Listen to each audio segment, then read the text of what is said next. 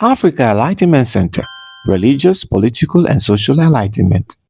I was a believer. I was a Shia Muslim. It's a little bit different than Sunni Islam, which is the Islam I think a lot of people are familiar with. Shia is a little bit different.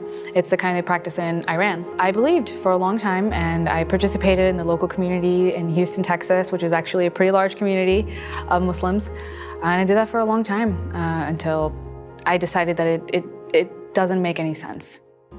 Philosophy made a big dent, thinking about just morality and how do we get certain concepts and how do we determine right from wrong.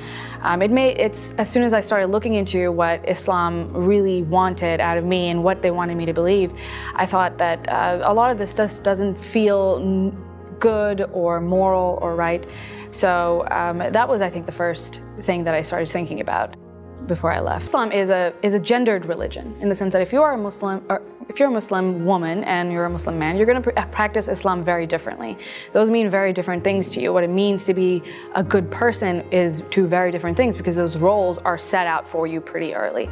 That was something that fundamentally didn't feel right to me at my core, especially since I grew up in the West. So I could see that there were people who lived a more egalitarian life, and that felt on a very deep level more fair, more correct.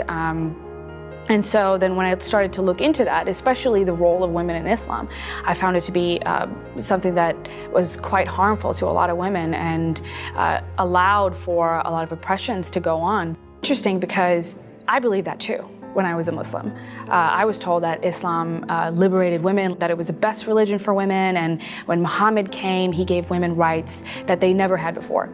And I believed that, I bought that, and I thought that by making me cover up or encouraging me to cover up, they were protecting me from the evils of the world, and that's because I was special. I was something, that's how they phrase it anyway, that you are particularly special, and that's why you are covered up, like a diamond, they say.